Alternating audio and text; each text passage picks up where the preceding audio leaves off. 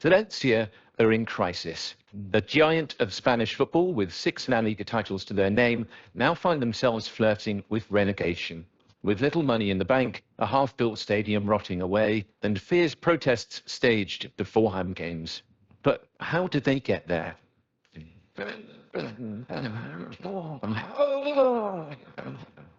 Well, the club's current issues mostly centre around owner Peter Lim, a Singaporean businessman who became the club's majority shareholder in 2014. At first, his arrival was celebrated after years of financial turbulence, with fans anticipating new investment that would restore the club to its former glory. But after 10 permanent managers in 9 years, unpopular player sales, and a torrid run of form, fans are demanding his exit to preserve the club's future. As a former Valencia executive told the Athletic's Dermot Corrigan in 2020, never in the history of football had anybody had a welcome like Peter Lim. Nobody.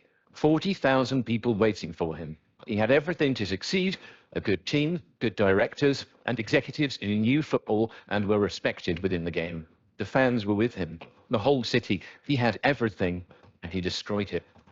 Now, that initial optimism quickly turned to skepticism, particularly regarding Lim's close relationship with super agent Jorge Mendes.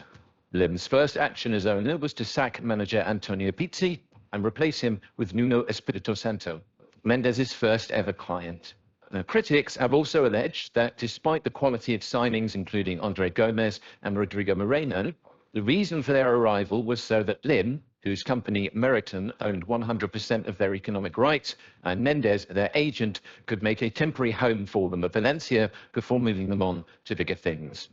A fourth-placed finish in 2014-15 would placate the fans temporarily, but Lim's next managerial appointment raised eyebrows once again. Following the departures of Nuno, club president Amadeo Salvo and director of football Francisco Rafete, Lim appointed Gary Neville as first-team coach.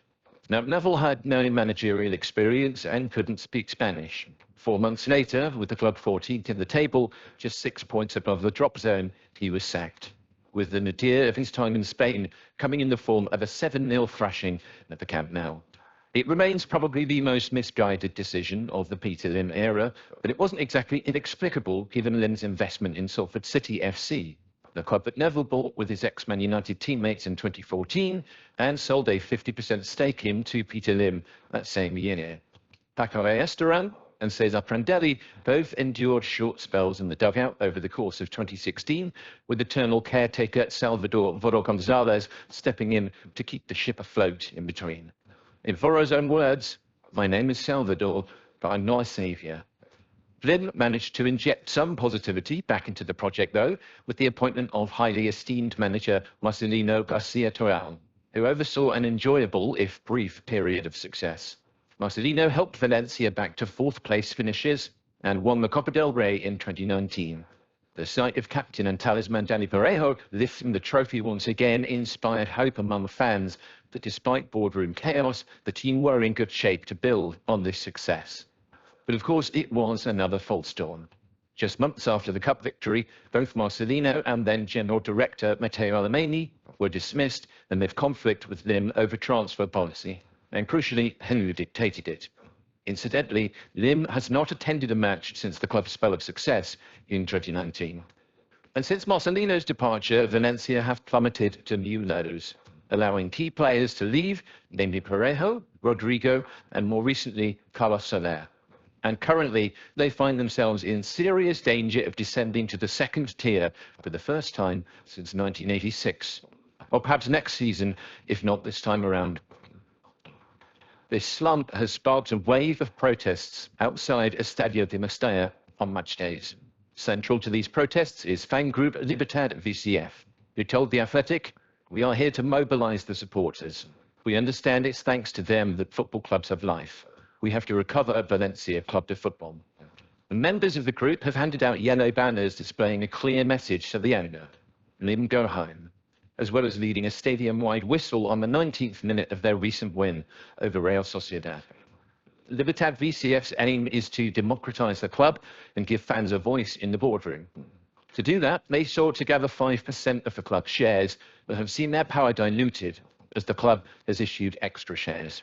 They've also gone to the courts, claiming that Lim's purchase of the club was illegal, alleging that he paid for the club's shares using money he received from Valencia purchasing players, which his company Meriton then part-owned.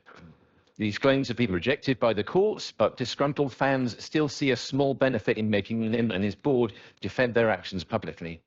They do at least have a fan favourite in the dugout for this relegation fight, in Ruben Baraja, rather than another Mendes client.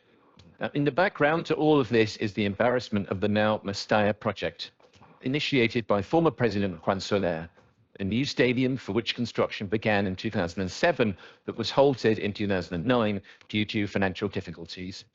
In 2011, the club agreed a deal with Bankia to finance the rest of its construction in exchange for the property of the old stadium they're still playing in.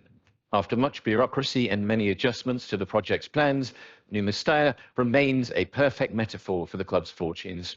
Huge potential, stagnated by mismanagement, and on the brink of disaster.